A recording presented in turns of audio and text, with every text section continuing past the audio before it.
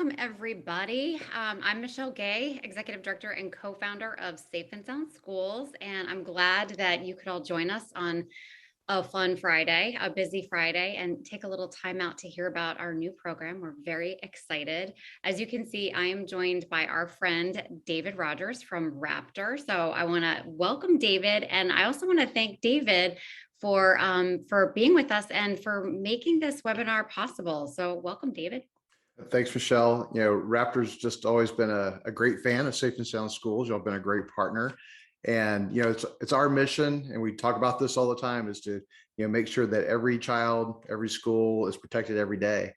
And, here you are today talking about probably some of the most, vulnerable kids out there and how to keep them safe. So I know I'm excited to hear this webinar because it's something we focus on when we go out and train on our products. So I'm pumped to hear it today. So thanks for inviting us. And will you stick around? I'm going to try to keep this to an hour, but I talk a lot about things that I'm excited about. But if you can stick around and watch and join us maybe for a little of the Q&A at the end, I would love I will that. be glad to do that. Thank you. Right. Yeah, you guys are great friends and great champions for our mission. So thank you again for making this possible. Appreciate All it. right. So yeah, this is especially safe. It is an inclusive approach to safety preparedness and educational settings. So we'll be digging into the program and all the nuts and bolts of it just to give you a good overview of it. I do want to let you know that it's available for free, like all of our other programs. You can download it on our website at safeandsoundschools.org. I always start with thanks. And, I started out thanking all of you for joining us and for David and Raptor for making this possible.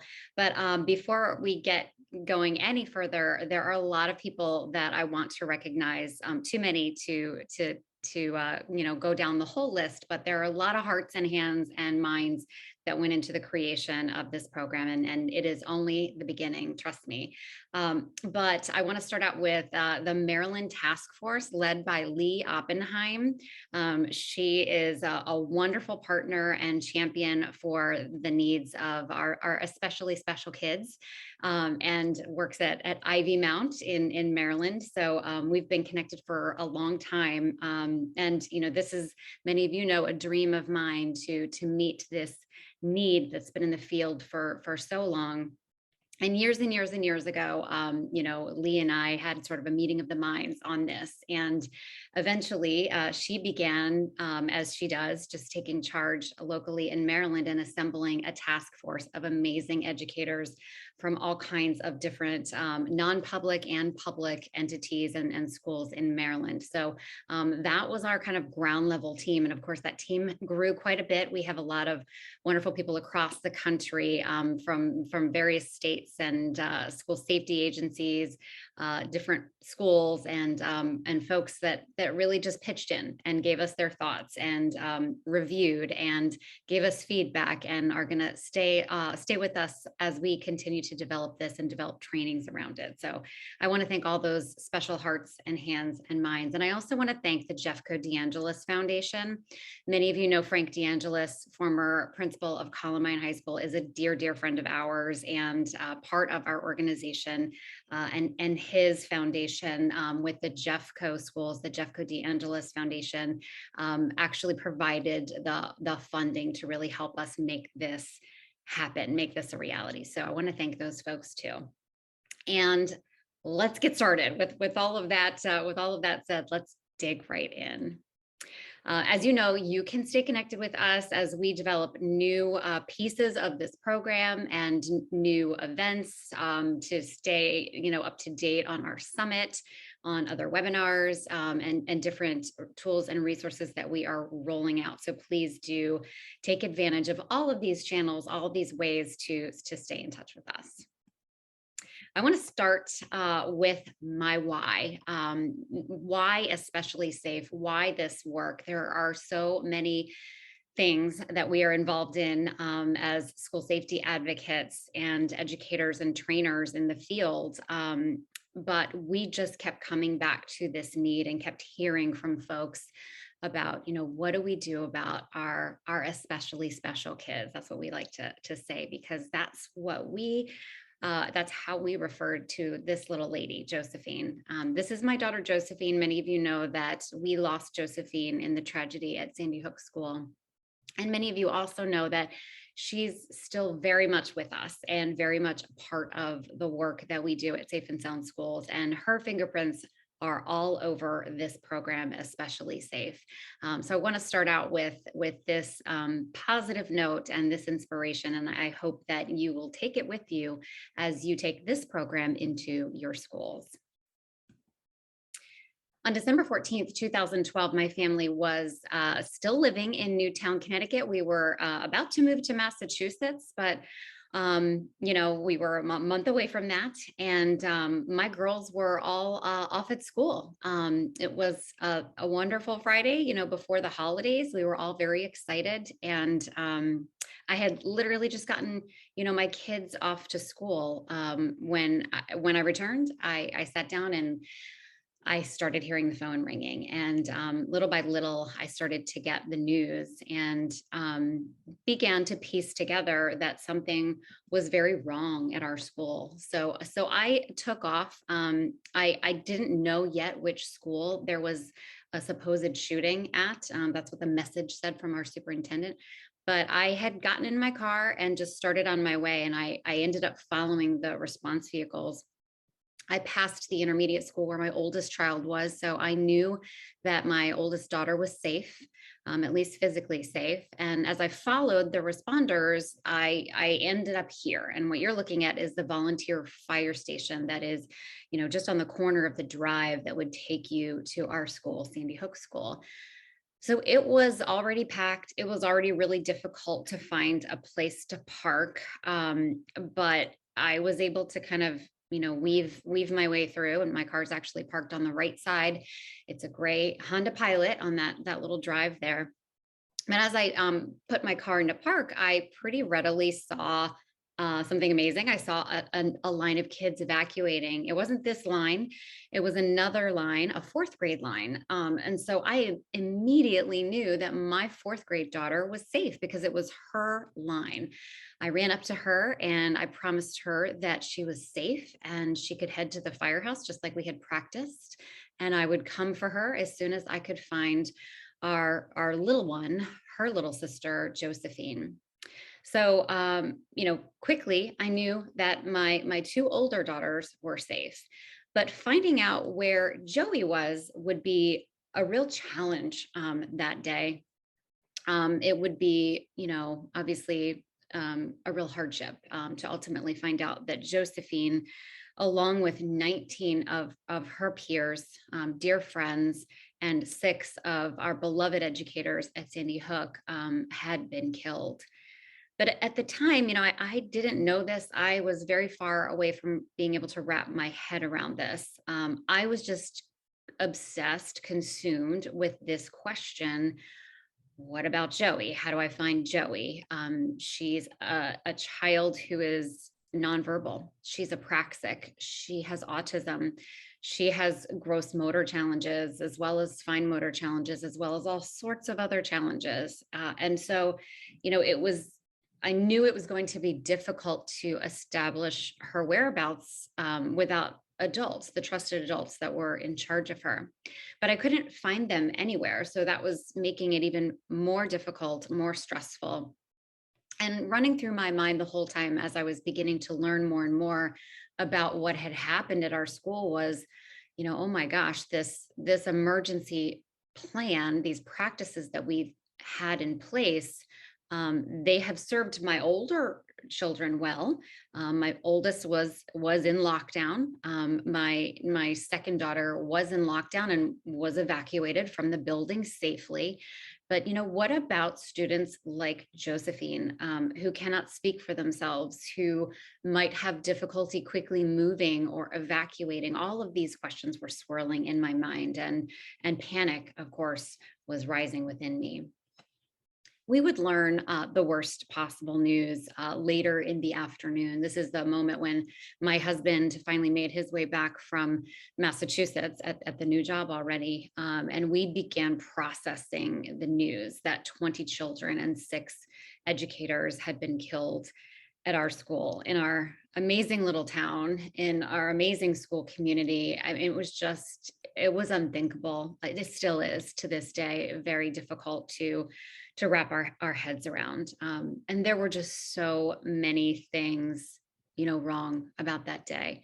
There were so many things that were right. We have an amazing community to this day of people who love and care for each other. And there was no shortage of that. We had first responders from 26 agencies that we could that we could account for. And we had community members, neighbors, friends there surrounding us and supporting us. But we were the blind leading the blind. And we were all very hurt and very wounded. But no one more so than than children like Josephine, that were lost, that had been killed in this incident at our school. And moving from that day into I say moving because that's what it was. It was just keep moving, just put the left foot in front of the other. And that was really only possible because of the spirit of this little girl who is so much a part of our hearts and our souls, and how we would determine that we would move forward. We would move forward with this joy and this spirit and this kindness, this the spirit of giving and helping others.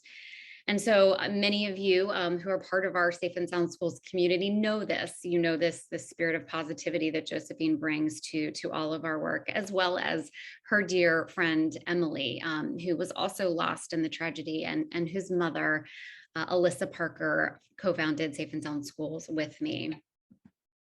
We determined that we would be moving forward in honor of our girls and be guided by them and the way that they lived in the world, and the spirit that they had, and the love and kindness that they shared with others. So for us, it was important to avoid some of the understandable anger and finger pointing, and a lot of the passionate arguments, all good arguments, charges for new laws, and all of those things that you typically see after a school-based crisis, like the one that we suffered. But for us, we really challenged ourselves to look to our girls and try to shut out as much of that noise as possible, and found something that they would be behind, that they would be with us in, every step of the way. So that's Safe and Sound Schools. That's us.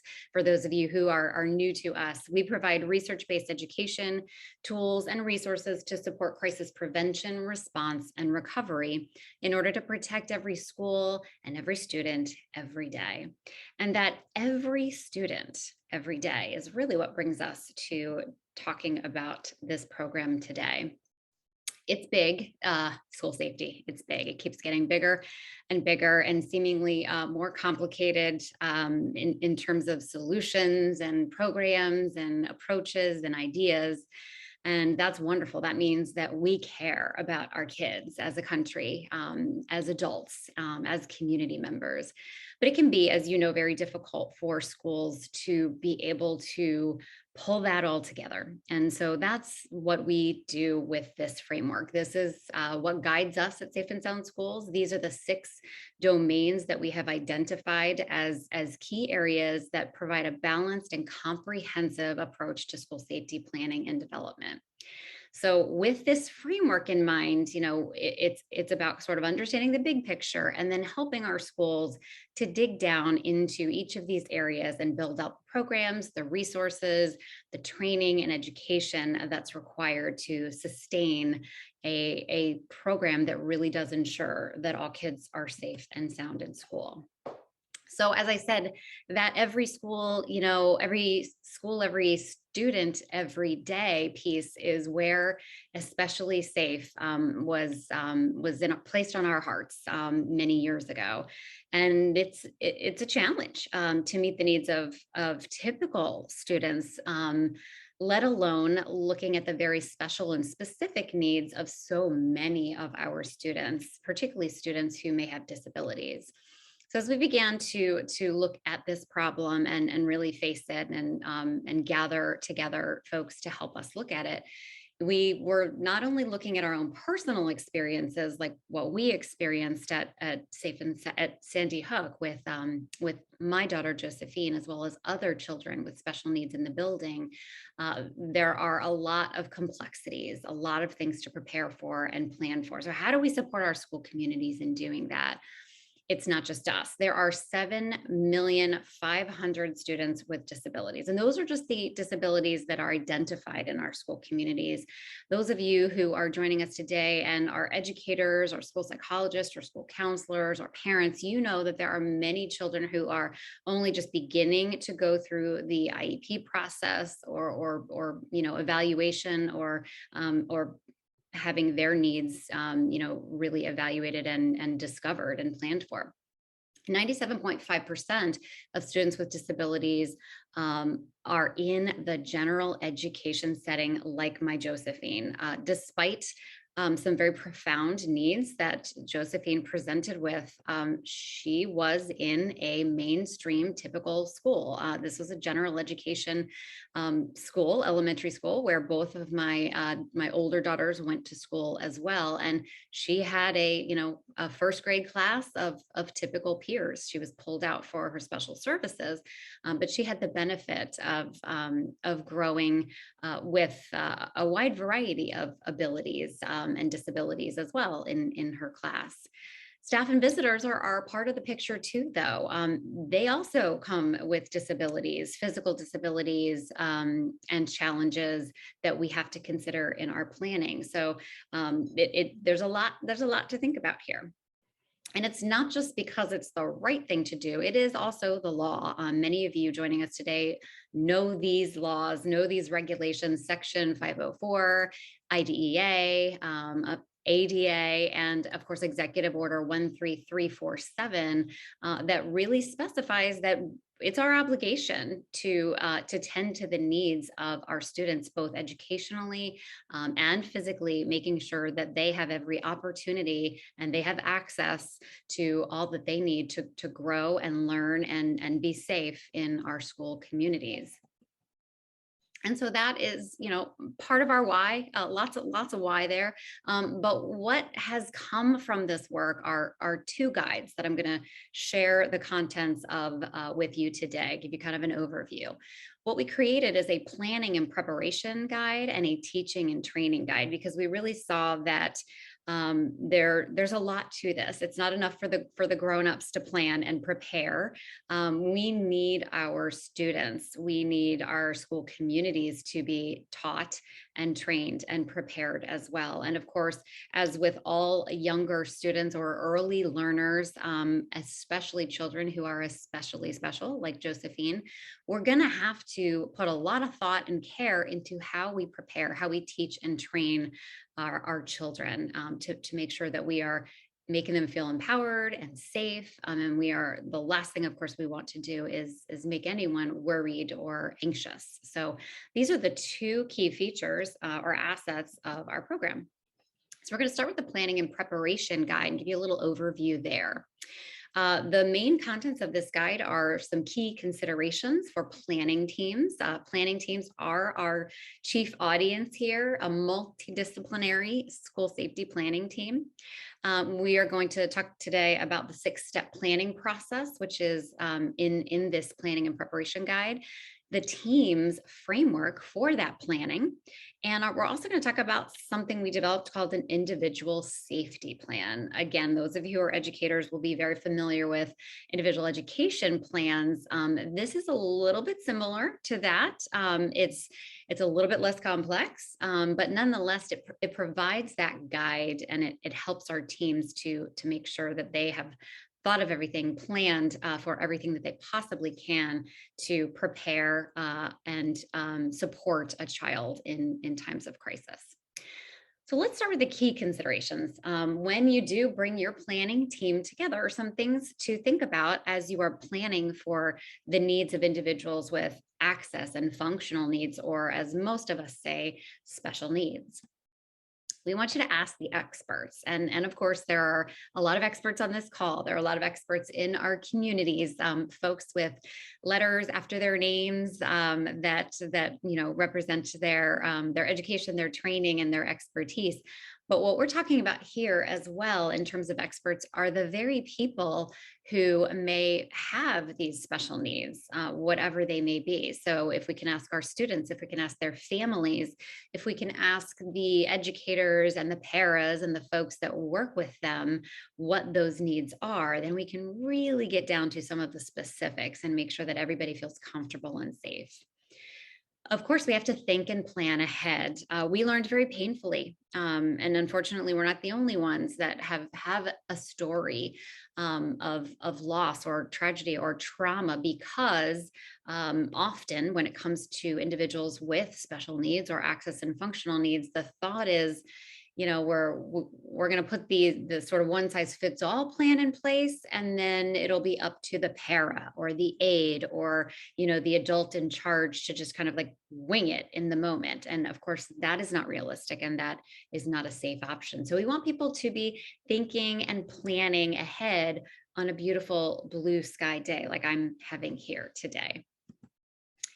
Individual people have individual needs as well. So again, trying to get folks away from that one size fits all. Let's just talk about the individual before us and what their individual needs are. Of course, we can learn from others, gain some strategies and insights from the plans that we make and put in place for other individuals, but we really need to be thinking about individual needs here.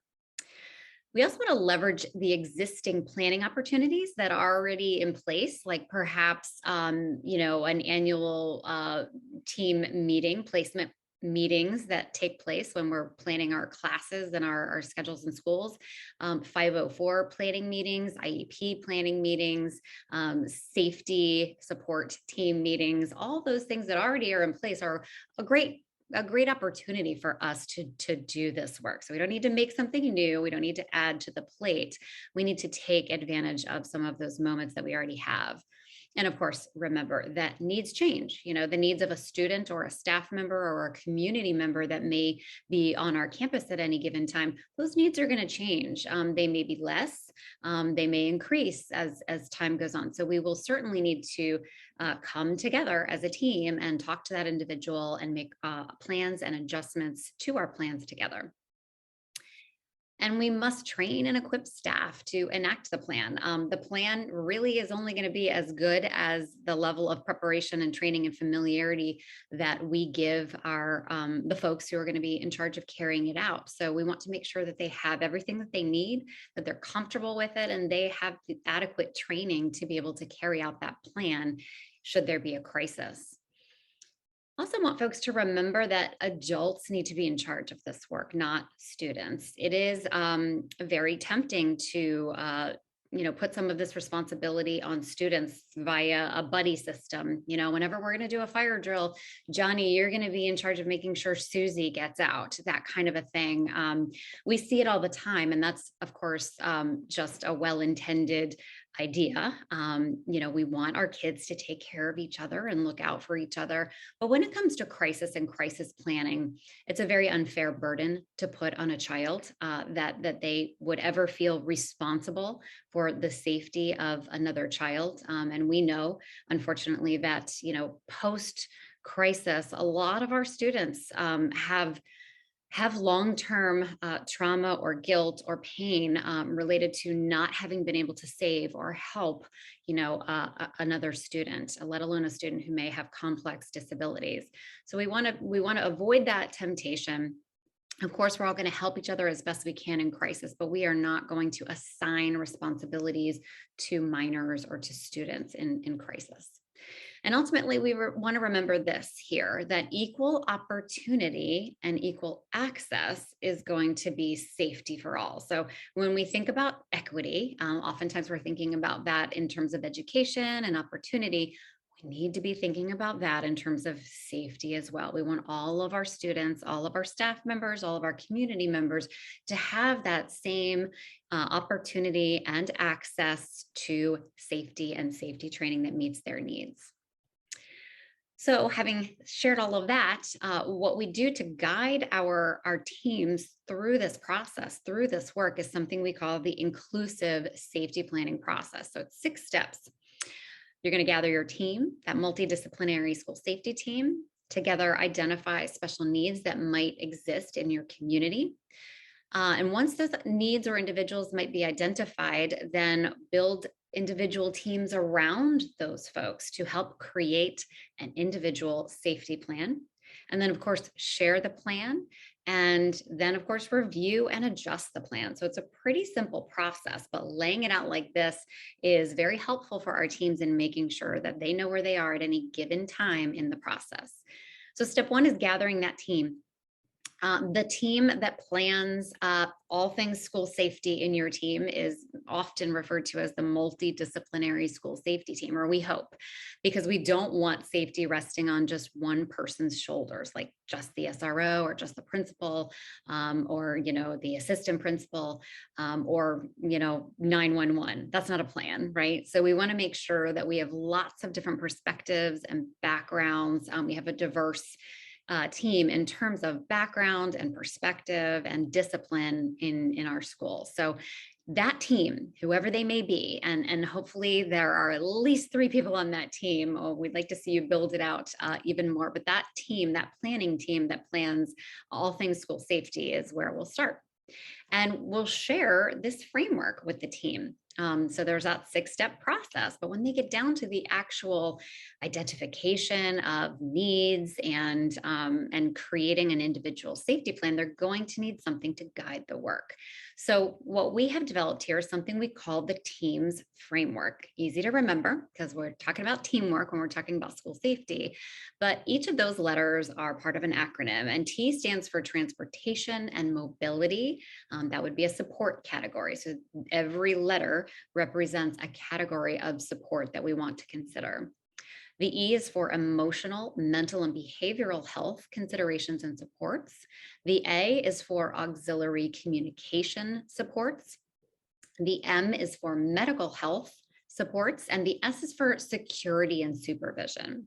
And don't worry, I know you can't read all of that. That framework is available in the planning and preparation guide, but we're going to go ahead and break it down a little bit here. So the T for transportation and mobility, what we're talking about here is simply accommodations that are necessary to support an individual's movement to safety, an alternate location, or a protective position during and after crisis. So some examples would be an individual who might be in a wheelchair, whether manual or electric, somebody maybe with crutches, somebody who might require a lift and or stair equipment, maybe somebody medically fragile, or pregnant, perhaps maybe 9 months pregnant. I remember how difficult it was for me to move around my classroom at 9 months pregnant.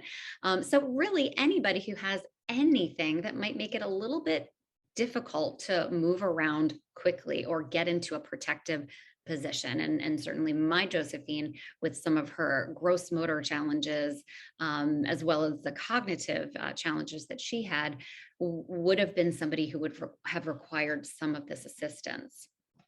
When we talk about the E, we're talking about that emotional, mental, and behavioral health piece. So accommodations here would be personnel, procedures, services, or specialized preparation that might be required to ensure somebody's emotional well-being and or behavioral health during a crisis. So some examples might be a child or a staff member, community member who might have ADHD, sensory disorders, anxiety, emotional challenges, perhaps a trauma history, PTSD, or any cognitive or intellectual impairment. Those are just a few examples of folks that we want to make sure we have thought of the kind of supports that they will need for their emotional, mental, and behavioral health. Auxiliary communication refers to any accommodations, personnel, equipment, or training that might be needed to help an individual receive and understand and relay information during a crisis. So anybody who's got perhaps a speech or cognitive disability, visual impairment, blindness, deaf or hard of hearing, or individuals who might speak a language other than English. Now, we don't necessarily refer to someone who is not an English speaker as a person with access and functional needs, But we would like folks to apply this framework beyond just what we would typically call access and functional needs, because those are also really important considerations and needs. And that's a part of being inclusive in our safety planning. Medical health. So what we're talking about here in terms of support is, any medicine, medical care, specialized training equipment, or medical protocols that might be required for an individual during a crisis. Anybody who might have asthma, allergies, diabetes, medical fragility, seizure disorders, TBI, any kind of physical injury or impairment. Those are just some of the examples of individuals that we want to have specific plans in place or supports for their medical health during crisis. And of course, lastly, the S, security and supervision. Any additional equipment or training or protocols or people that might be required to maintain accountability and security of an individual during and after a crisis. So think about individuals, for whom traditional lockdown presents a physical, sensory, or emotional challenge, like my Josephine, those who cannot remain quiet or stationary, or individuals who are known to elope or run away, who might initiate a self-evacuation perhaps in a crisis, or if they're scared or anxious. These are individuals that we will need to be sure that we have additional security and supervision supports in place for. So the second step, of course, in this process is going to be to identify all of those needs, to, as best we can, try to survey our community for any needs that students, staff, or community members, parents, or folks who might set foot on our campus might have.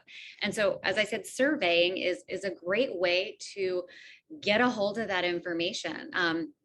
What we encourage folks to do, that that multidisciplinary safety team, we encourage them to assign smaller teams to take a look at this framework and think about anybody within their team, or any staff members, community members, or students who may require some of these supports, and just begin to gather the information to report back to that larger team. So that's part of the process that we will engage folks in to try to identify those needs within our community. And of course, as we do so, we're going to want to make sure there's some accountability. So we want to make sure that, if we say, little Michelle Gay in third grade has some transportation and mobility needs, support needs, who's going to be responsible for getting some more information, talking to the family, talking to the school nurse, getting a hold of that information and determining if we need to move forward into the next step, which would be to build an individual team around her. So once we have determined that an individual has needs for any of those teams' supports, we want to build a little planning team, their own planning team, their own little posse around them. And these would be people that know that individual or work with that individual on a consistent basis. They're going to be aware of challenges like, how hard it is to get in and out of the classroom with that wheelchair, or how difficult the sound of the fire alarm is for that individual. Those are the people that are going to have that precious information that we will use to create the plan. And when we get to that point, we'll need something to guide us. So we've created something called the ISP. There are a couple versions out there that helped and informed, how we created this. Of course, we looked at IEPs because, I'm very familiar with IEPs, and that was a great kind of guidepost. But we wanted to make something very simple, not very complicated. It's also not legally binding like an IEP, but something that could serve to guide these individual planning teams and put something in place so that we can refer back to it and we can update it as we need to. So this individual safety plan is a few pages, but it's data collection, information collection, and it's a way for us to document what we're going to put in place for this individual to make sure that they are safe through a variety of different hazards. You can see, if you have your reader's years on, or some of you who are younger, I can read the print on this. You can see that this is an all hazards approach, of course. This, of course, is available and downloadable, as part of the program on our website. Once we make that plan, we have to share it. It is no good if the people who are going to need to carry it out don't know it, don't have access to it, don't have the support or equipment or materials that they need to enact that plan. So we want to share the plan with anyone who interacts with that individual on a regular basis, or even is in kind of close proximity, because as many of you on this this webinar know, sometimes the B team or the C team has to step in and help out. So we want to make sure that that everybody knows what they can do to support this individual. And then, as we're drilling and practicing, and as we're meeting and learning more about this individual and their needs are changing, of course, we have to review and adjust that plan. So that should be something that isn't incredibly labor intensive. Once that plan is in place, we're going to make tweaks as the circumstances change, as the needs change. But again, we're going to leverage the opportunities that are already existing, those team meetings, those IEP meetings, 504 meetings, parent teacher conferences, those types of things are natural opportunities to do this work. So I'm going to give you an overview now of the teaching and training guide. This is going to make educators on the call, on the webinar, happy, because this is really designed with our parents and our educators in mind. This is, once all of that, the hard work of the planning and preparation is in place, we know that we need to provide teaching and training to get our kids ready and comfortable with the actions that they might need to take should there be a crisis of any kind. So this program consists, or this guide consists of key considerations as well. It also consists of a developmentally appropriate curriculum. Boy, that's a mouthful, but we prefer to say developmentally appropriate as opposed to age appropriate, particularly because we're talking about individuals who have special needs. Sometimes they have cognitive disabilities. They might be 18 years old, but we're not going to be guided by their age. We're going to be guided by their cognitive abilities. So also contains customizable teaching frameworks for our educators and parents, and a teacher's toolbox of all kinds of different resources. So some key considerations that we want our educators and our parents to keep in mind when teaching and training safety preparedness is that it really does take a team. We don't want the planning for instruction or the delivery of instruction whenever possible to be done by just one person. We want our kids to get to interface with a lot of different people that are there to ensure their safety, directly that teacher in the classroom, the neighboring teachers, the SROs, the school counselors. We want them to realize that there's a team around them. And we also want that team working together to ensure that we're doing this right, that we're considering both the physical and psychological safety of our students and our staff members and community members as we plan for their safety. Let's see. Oops. For whatever reason. I don't know why, but here we go all at one time. The next thing is teaching before training. This is our mantra at Safe and Sound Schools. We believe in the power of preparation, of drills, of practice, but we believe in teaching and preparing folks before we, test them in those types of environments. So just like we do before fire drills, just like we do before all of our other preparations in school, if you really look at schools that do well and are successful with those drills and practices, it's because they are taking time with kids to give them the why in a developmentally appropriate way. They are playing games, they are practicing in a low stress, no stress environment to help kids understand and generalize these actions and these motions. It's really about just being safe. And we don't need the drama or the trauma, which brings me to my next point, in order to teach people the steps that they need to take or the actions that they might need to take to move to or get to or to protect their location from a danger. So no trauma, no drama. That is not necessary. We don't do that with fire drills, and we have been very successful in terms of fire education preparedness in our schools and in our communities, because we don't engage in trauma, drama type procedures or actions as we provide that training. We're not setting the room on fire. There's no fake smoke. We are literally just teaching folks the steps that they need to take, and we are practicing those steps. But that, like I said, that involves some teaching before it takes place. We don't just all of a sudden tell kids you have to do these things right now. We provide them some opportunity for practice, for asking questions, for kind of playing games and doing different activities, and that makes it fun and that makes it memorable. So our practice will make progress. It will not ever get us to perfection. I wish it would. I'm a perfectionist. I would love to land at perfection after lots of practice, but I know, and we want to model for our kids that it's about progress. It's about getting better.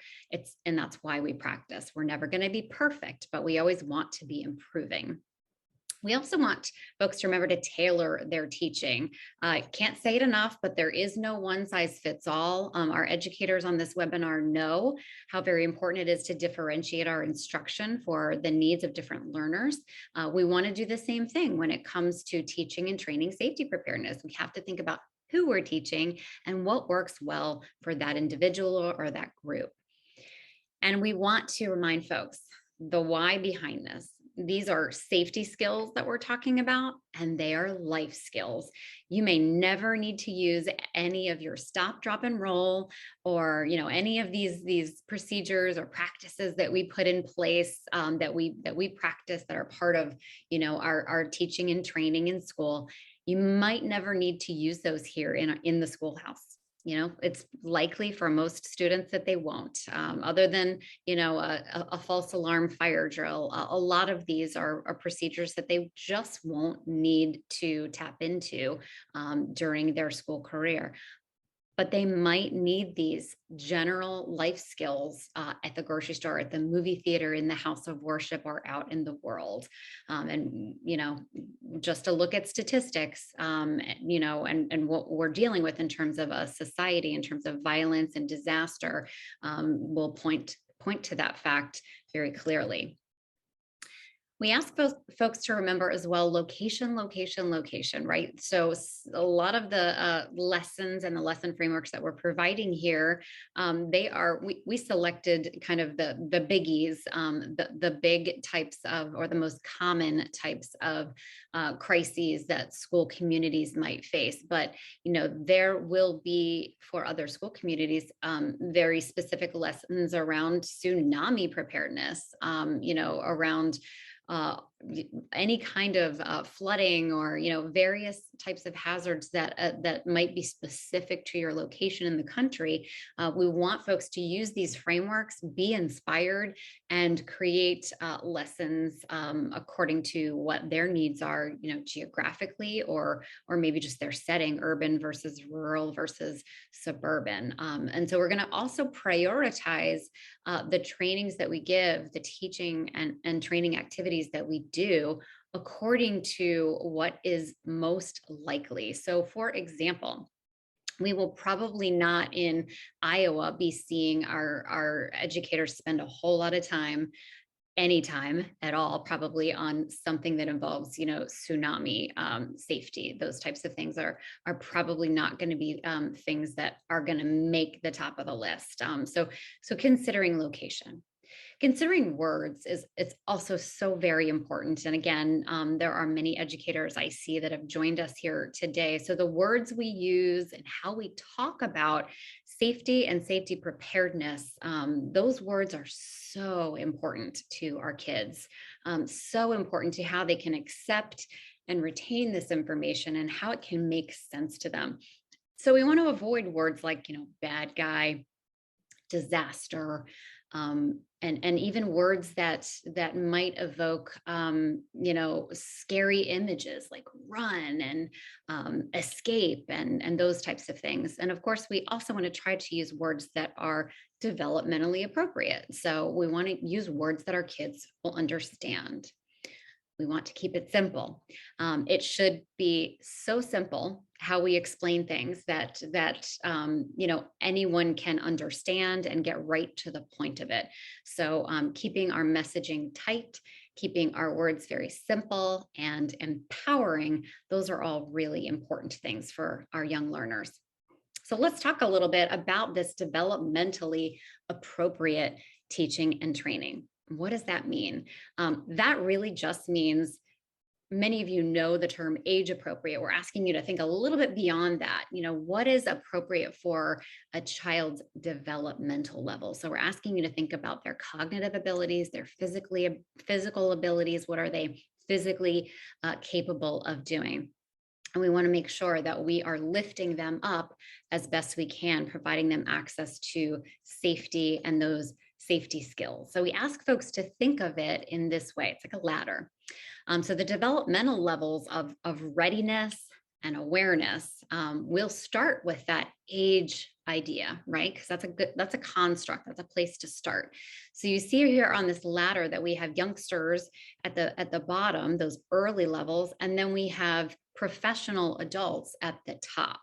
But we're going to ask you as you work your way through, and this is a tool actually that's available on our Safe and Sound Schools website in the Straight A Safety Toolkits. So you can dig a lot more deeply into each of these levels and some of the markers of these different levels that an individual might, land on, depending on their age, depending on their physical abilities, their cognitive abilities, and their training and education, right? You see most of our adults are at the top of this ladder here, but not all adults are going to have the same level of crisis training or preparedness or even psychological capability for some of that. So when I share this quickly in this webinar, I'm just asking you to refer to this as a framework. You can, like I said, dive in a lot more deeply to these levels, and you can utilize the tool that we have on our website to help you better assess individuals before you when you're thinking about appropriate training activities and preparedness activities by using that tool. But we, of course, are going to talk about the teaching and training we do at that early level much differently than the way we're going to talk about teaching and training at that professional level. And speaking of that, we're asking folks to take, to match all of that, a hierarchical approach to the teaching and training that we do for our students, our staff, and our community members. At the very base of this pyramid, you see universal type teaching and training activities, such as introductions and orientations. As you move your way up the pyramid into the green section, that's where we're getting more into the practice and the teaching and the games and the activities. We can use social stories or scripts, storyboards, videos, tabletop activities and games. We can do slow motion walkthroughs of all the different steps that we might take during, a different types of crises. And then once everybody seems to be comfortable enough, we can practice it. We can try it out. And those would be our drills. Some will be pre-announced. And in fact, most will be pre-announced. Really, in most of our school communities, the only unannounced drills that are happening are fire drills. We encourage that any other type of drill is pre-announced, even if it just means that an administrator or whoever is calling the drill over the PA communicates, we're going to do a drill. You're going to hear it in 5 minutes. But it's very important because of where we are in the world, because of the level of violence that we are experiencing in our communities, and because so many people have seen on the news and sort of have vicarious experiences, trauma experiences, and very real worries and a lot of anxiety about what would happen if it is this like a Sandy Hook in our school? Is this like a Columbine that's happening in our school? So we want to be very clear when we are drilling that it is a drill. I know that's a bit of a debate, because we of course want to be able to test people, to the best that we can to see how they will do in a crisis, but we have to do those things in the balance of psychological safety. So it's another whole presentation. I'm happy to talk about it further with anybody who wants to, but you'll see as you work your way up this pyramid, the blue at the top, the advanced simulations, those are going to be done with adults, and professionals. So our kids are going to be mostly in the orange to blue range. And of course, we're going to start at the base. And it's going to be an all hazards approach. We are asking our kids to generalize these life skills of safety. And some of the skills are very specific. A lockdown procedure, for example, will involve some very specific kind of behaviors of moving to an out of sight spot and being quiet and those types of things. But we want our kids to realize, hey, you might be able to use these actions in this circumstance and that circumstance, that will help them to generalize and hold on to these skills. But that will also help them to understand the relevance of these skills, the why behind these actions, and avoid some of the potential for trauma that comes from a very hyper focused approach on say, lockdown or preparations for a violent incident in school. So that all hazards approach is important for many, many reasons. And again, as I said, it's about teaching the safety skills for life skills of safety. That is the point here. It's not about, making people worried or scared or anxious. It's about teaching our kids and our community members to be safe in the world. And we do a lot of that in school. So in order to teach some of this to our earliest learners, we have developed teaching frameworks. So this curriculum consists of a handful of lessons. You see the lesson titles here, and you see a couple of visual examples of what some of the lessons look like and how they're put together.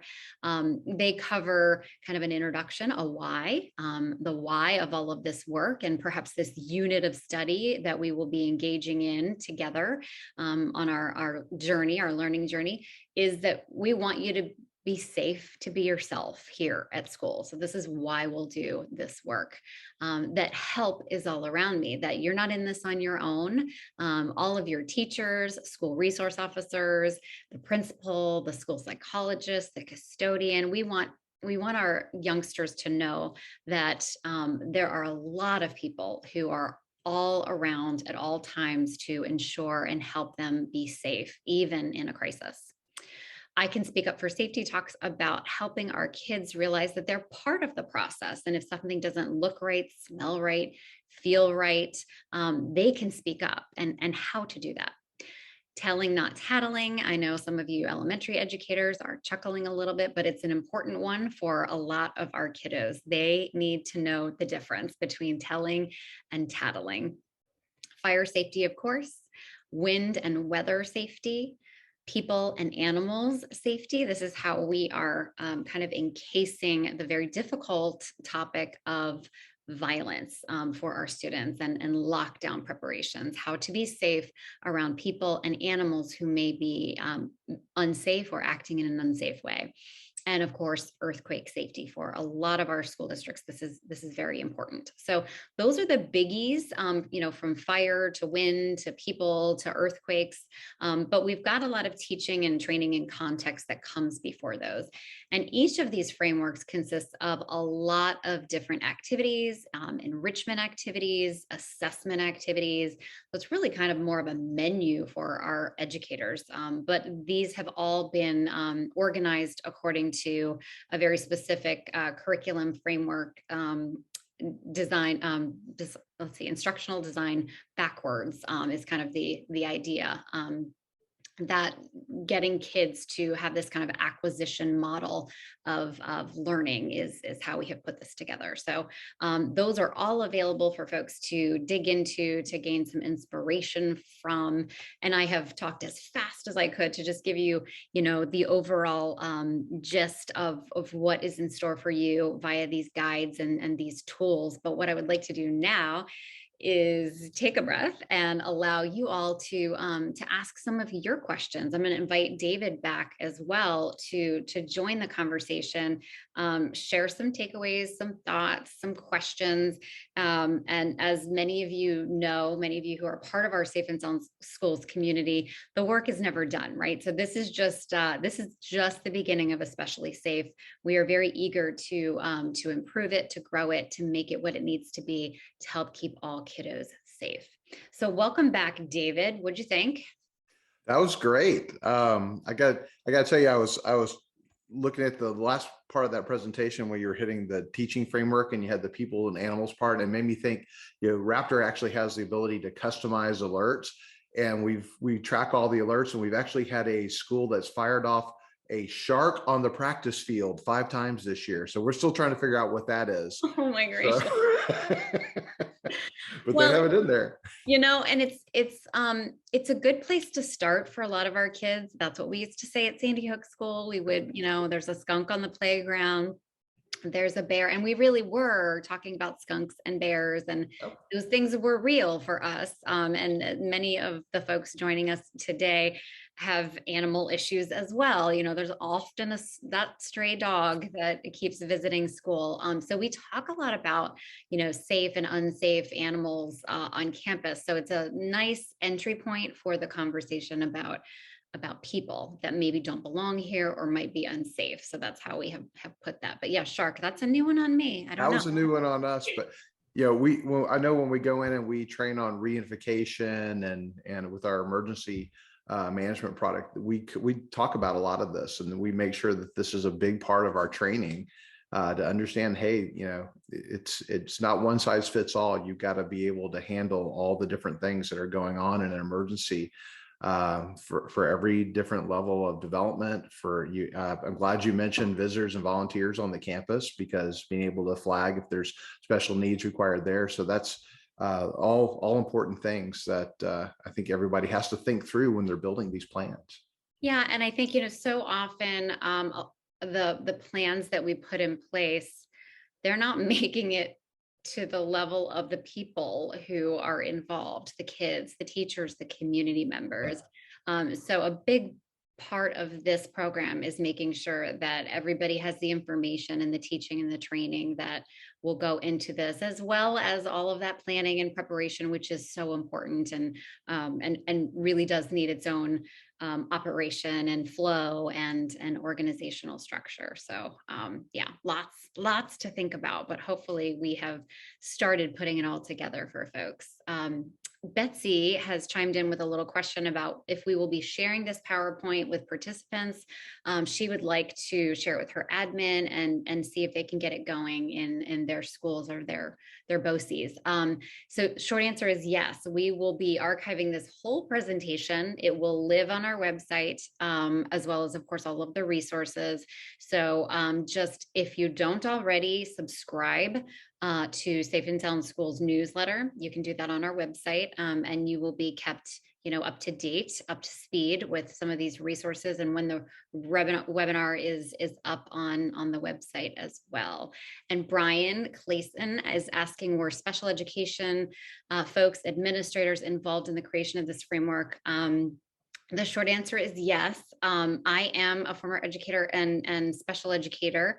And so I admit I created the Teams thing. That was just a brainstorm kind of light bulb moment after having reviewed a lot of different frameworks that were out there. But in terms of really building it out, developing it, of course, we reached out. There's a long list of folks who reviewed and participated in getting this to where it is today. But we would like more. We would like as much perspective as we can. We're sort of crowdsourcing the safety of our especially special kids. So Brian, we would love your feedback, love anything that we can do to add to it or make it better and get it out into the world. So I'm going to welcome any other questions that folks might have. Some of you had seen a little bit about Especially Safe from our summit where we first debuted it. Some of you who have already hosted trainings with us in your communities. So we're very eager and excited to get this out, in all the ways that we can. So let's see, I'm looking at a few more questions. Got some thanks, wonderful. Lots of the folks actually who were involved in the creation of the framework and the lessons are on today, that Maryland task force. So a lot of wonderful people that Brian is asking about are with us here today and contributed so much. And thank you, Frank DeAngelis, for joining us. I'm glad you got to join us as well. Hey, Frank. Yes. Excellent. Heather has a really great point about guidance recommending a buddy system between students. And so this is something I referred to earlier.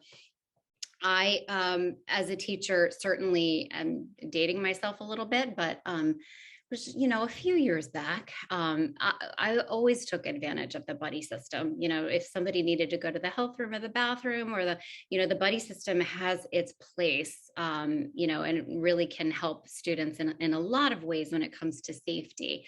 What I'm referring to when I say adults need to be in charge of these plans is that when it comes to crisis responsibilities, when it comes to evacuating students or helping students lock down or get into a safe position, we need to be very, very careful that we are not putting that responsibility on other students or minors.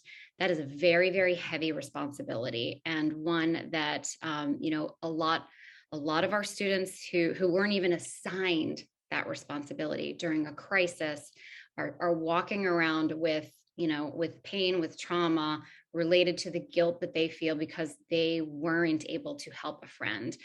So it's just something we need to be very, very careful about when we're making these plans, when we're practicing with our kids.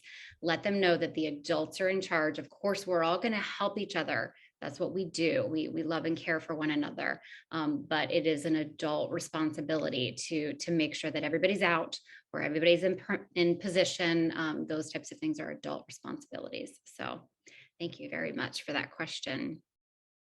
Question about where to find these. So if you go to our Safe and Sound Schools website, we're a .org, so safeandsoundschools.org, you can, under programs, find Especially Safe. There's a whole page dedicated to Especially Safe, and you can download the guides there. Once you have logged in, you have access to all of our guides, materials, and reports, but you'll see those things there. So. And I think Heather is asking a little bit more about balance. And I think that question, about adults in charge, balance is a good word to use, Heather. We want to make sure that students are involved, they can help each other out. We just want to be really, careful and conscientious about giving adult responsibilities for other students' physical safety and wellness to students. But we can talk more. You can reach out to me at Safe and Sound Schools via our info email, Heather, if you want to talk some more about that. I see lots of our Texas friends. Very good. Oh, Heather, gotcha. Thumbs up. Okay, she's saying yes. And thank you, Amy. Yes, but we are very pleased with the final product. We're very excited about it, but it's never final. Just FYI, everybody. So let us know. Let us have your feedback. I'm going to switch over to the Q&A pile and see what else we've got. Somebody's asking about the team's approach as opposed to CMIST. which actually, this is such an awesome question. I love this question. CMIST is used in traditional emergency response planning for people with access and functional needs.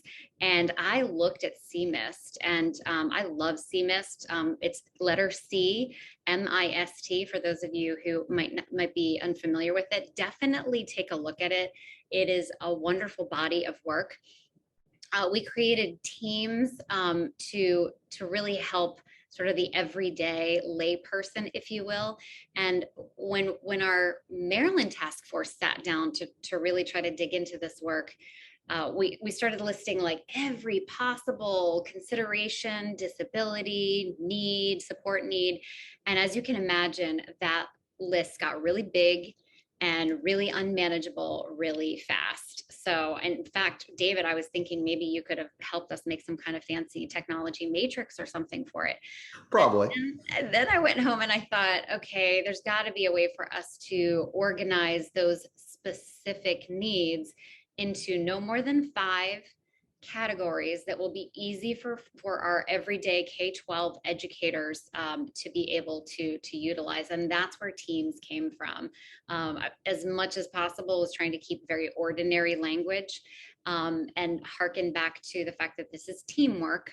So there's a lot of reasons why we settled on teams, but I would encourage folks to look at CMIST because it's another phenomenal model and resource that that folks can tap into. As a matter of fact, if it's not included as a resource, then I'm making a note that we need to do that. So another question from Jed about the various active threat programs like ALICE, Run, Hide, Fight. Do we have a recommendation of what we believe is best taught in the grade, middle school, high school level? Such a good question. So we would encourage you to take a look at these lessons. The people and animals lesson starts to get into that for us. That lesson is very appropriate for our elementary levels and can be built upon for middle school levels as well. And of course, thinking about ability in terms of development rather than just age and just grade level. We don't recommend a particular program. We do provide resources though to support our schools in tailoring. As you heard, it's very important to me as a teacher that things are tailored to the needs of our individuals. So you will see on our website 3 other suggested actions, which are to get out or get away, to keep out a danger, or to hide out. And so those, get out, keep out, hide out actions come with activities, visuals, different things that you might use. Again, we're just trying to keep the language super simple and low drama for our kids, kind of like stop, drop, and roll, easy to remember, easy actions, and they are empowering as opposed to kind of scary or action or potentially anxiety provoking kind of words. So lots more that I can talk about there, Jed. Please feel free to reach out and let us know if you would like to talk about that a little bit more. Michelle, if you don't mind, I'll plug one that we Please. love. That's the Safe Kids Hero program, which is really like we were talking about, which is development, age appropriate, so very, very similar. So that, yeah. Right. Yeah, we our the whole point of what we talk about, David, is like it's the behaviors of safety, right? We don't need our kids or our adults to be overly worried about complicated steps or complicated hand-to-hand combat or confrontations and things like that. We just want them to know the basic actions that they can take, and the fact that those actions are universal. They will work out in the world, in the movie theater, in the grocery store, just like our fire safety training works at school, it also works at home, it works elsewhere. So, just trying to help our youngsters generalize those skills and help it to be more simple. So Paul asked the question about the estimated costs for doing. Well, you can get this started right now in your community. This is free on our website. So please go to safeandsoundschools.org, download these programs. invite folks to sit around the table. I recommend that you bring some food and some coffee so they will come. But yeah, get that started. And if you want to have us come out and do full-on trainings, please feel free to reach back and we can talk about where you are and how we can get there and all of that good stuff. But this webinar itself will also be free and archived for you to share with your teams as well. And I think we have maybe gotten to, okay, here, Kelly has a great question. She says, there is no known alternative to run, hide, fight for students who have disabilities. What do you suggest? So I might have already kind of gotten into that, Kelly, but yes, you know, the get out, keep out, hide out. And if that is not appropriate for an individual student, then we want to encourage educators and the individual safety plan and the people that interact with that student, for example, to create something that is appropriate for them. We want them to have things that they know they can do. And I'll give you an example. My 4th grade daughter, when I found her evacuating from the school, she was very familiar and empowered with those steps. You know, they were very simple steps. They were concrete. And she knew that if she did those things, she was going to end up at the firehouse where the community helpers that she knew would be there to protect her and keep her safe. And there was something else that she was told to do by some first responders. Somebody was thinking quick and asked the kids when they evacuated to put their hands on the shoulders of the kid in front of them. I had never seen this before. I had no idea why they were all like hanging on to each other as they were walking out single file. But I would learn that somebody thought of that because they didn't want the kids who were evacuating past, you know, some pretty horrific scenes in the school, the destruction, you know, and carnage, honestly, and didn't want the kids to take in that trauma. So asked the kids, look at your feet, walk out looking at your feet, don't take your eyes off your feet. But of course, we don't want them to trip. So hold on to the kid in front of you and we will guide you out. But that little thing was so empowering to my daughter. And I watched line after line after line of kids that walked out that way and they didn't let go until they got to the firehouse. That's how important and empowering. So some of these little steps that we can give our kids, even if they don't seem like much, it's literally something to hang on to them, and literally something to hang on to. So I love the idea, you know, if the 3 actions that are appropriate for the rest of the class are not appropriate for Sally, then let's come up with 3 that are appropriate for her that she can have and she can take out into the world. Lee has put the link to our Especially Safe program in the chat as well. So folks can take a look at that. And if you're not into navigating the whole website, please take advantage of that. I think we might, David, have gotten to the bottom of the questions. Is it I think we have. Sweet. Okay, we had some great questions and I'm so pleased that we had so many folks that joined us. Don't worry, this will be archived. Our friends at Raptor are going to help us distribute this webinar as well to as many people as possible. So anything else you can think of, David, that we should mention before we let people hopefully leave work early? It's Friday. Yeah, well, I know it's Friday. Everybody's probably wanting to head home soon.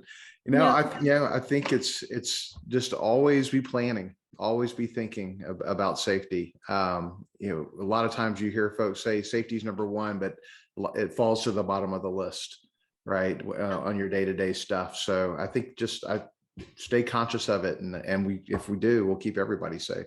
So I think that's just so important. Yeah, it's a frame of mind and we all need to participate in it, every single one of us. So thank you again for helping us. I'm so blessed to be here. Thank you. And thank you to everybody who joined us today. I hope you all have a wonderful weekend and stay in touch with us as we grow and develop this so that we can keep every child safe and sound. Thanks, everybody. Thank you.